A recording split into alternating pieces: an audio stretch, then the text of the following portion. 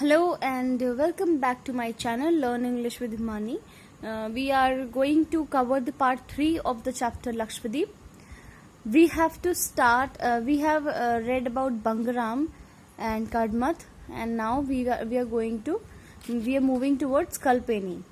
Kalpeni is a paradise of beauty with green ocean on one side and blue ocean on the other side. कल्पनी बहुत सुंदर स्वर्ग जैसा है, सुंदरता का स्वर्ग है एकदम, जिसमें एक साइड ग्रीन कलर का ओशन है और दूसरी साइड ब्लू कलर का ओशन है. A morning walk along the strand line में reveal a clutch of cuttlefish eggs green and sparkling in the sunshine resembling a bunch of grapes. और जैसे जैसे आप वहां पर चलोगे किनारे किनारे पे, तो आपको क्या क्या मिलेगा. आपको कटल फिश के अंडों का क्लच मतलब एक साथ ग्रुप में मिलेंगे वो, जो कि ग्रीन कलर के होंगे और ऐसा लगता है जैसे कि रिजेंबल का मतलब होता है किसी चीज की तरह दिखना. तो वो कैसे दिखते होंगे, ग्रेप्स के बंच की तरह दिखते हैं, बिल्कुल अंगूर के गुच्छों की तरह दिखते हैं. Wading through the lagoon waters one finds the sea bed littered with sponges, bristle worms, brittle stars, and even a long-spined black sea urchin may be encountered. वहाँ पे आप जब जैसे जैसे लगून के वाटर्स के साथ चलोगे और तो आपको क्या क्या मिलेगा. स्पॉन्जेस मिल सकते हैं वहाँ पे, वर्म्स मिल सकते हैं, स्टार्स मिल सकते हैं और सी अर्चिन भी मिल सकता है. सी अर्चिन होता है एक ऐसा जीव होता है जिसमें बहुत बड़े बड़े कांटे होते हैं. लॉन्ग स्पाइन लिखा हुआ है ना, लंबे लंबे स्पाइन्स होते हैं. मुझे जिसकी भी फोटो अगर मिलेगी तो मैं आपको ज़रूर शो करूंगी वीडियो में, don't worry. The most fascinating is the first close to look at stag horn corals.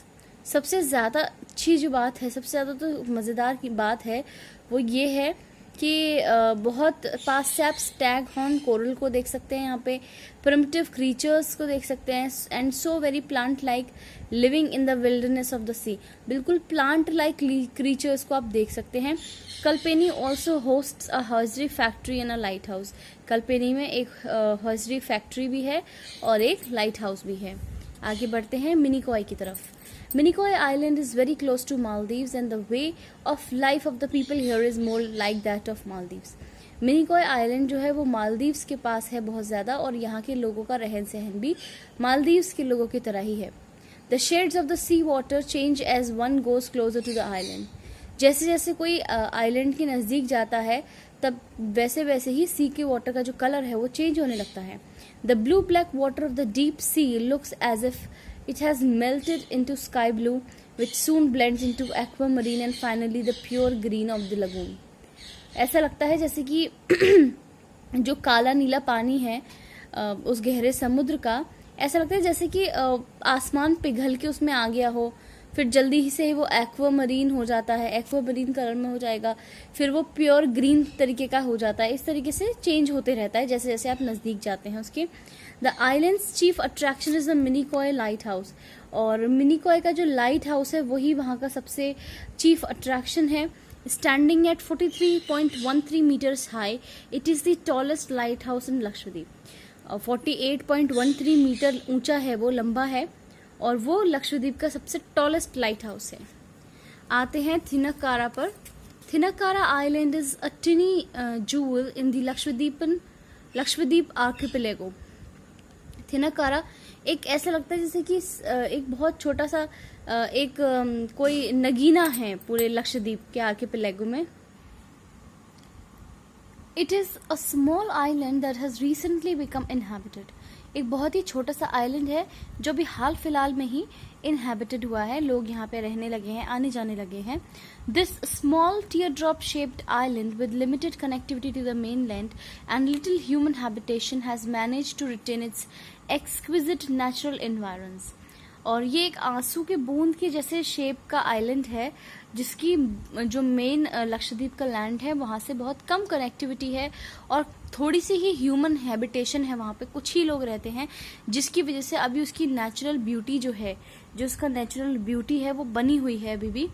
थिनक्कारा island is a paradise for lovers of water sports. Thinnakara जो है, जिन लोगों को पानी की जो स्पोर्ट्स होते हैं उसकी बड़ी शौक होती है। उनके लिए थिनकारा एक पैराडाइज है। It is a great place for kayaking, snorkelling and scuba diving. One can also experience shipwreck snorkelling around the island. बहुत लोगों को कायाकिंग का, स्नॉर्कलिंग, स्कूबा डाइविंग का शौक होता है, तो यहाँ ये प्लेस जो है वो बेहतर है, उनके लिए सबसे बेस्ट है। और यहाँ पे लोग शिपरेक स्नॉर्कलिंग का भी एक्सपीरियंस ले सकते हैं। Whether you spend a couple of days as you visit the Lakshadweep or more leisurely week-long holiday, the memories that you will take back with you would be of the sun-kissed, pristine white sand beaches and a plethora of marine life in all colors imaginable and invigorating water sports. वो कहते हैं कि चाहे आप कुछ दिन बिताइए यहाँ पे या एक पूरे हफ्ते का एक बड़ा हॉलिडे लेकर आइए, लेकिन जब भी आप यहाँ से जाएंगे तो यहाँ की यादों के साथ जाएंगे। और वो यादें किस किस की होंगी? बिल्कुल एक सन किस्ड का मतलब बिल्कुल सूरज से तपे हुए सैंड बीचेस की, वहाँ के जो रेत के बीचेस होते हैं उनकी, और लार्ज नंबर में जो आप कलरफुल मेराइन लाइफ देखेंगे उसकी यादें आप साथ में लेकर जाएंगे। और इनवाइग्रेटिंग मतलब कि बहुत एनर्जाइजिंग, एनर्जी से भरपूर वाटर स्पोर्ट्स के मेमोरीज अपने साथ लेकर जाएंगे। आई होप कि आपको चैप्टर अच्छा लगा होगा। एंड हम कोशिश करेंगे कि हम कभी ना कभी लक्षद्वीप घूमने ज़रूर जाएं। इसी के साथ ये चैप्टर कंप्लीट होता है। पार्ट 3 है ये। आप तीनों पार्ट ज़रूर देखिए जिससे कि आपको चैप्टर समझ में अच्छे से आ जाए। मिलते हैं अगले वीडियो में, तब तक के लिए bye bye, take care. Please don't forget to like, share and subscribe. Bye bye.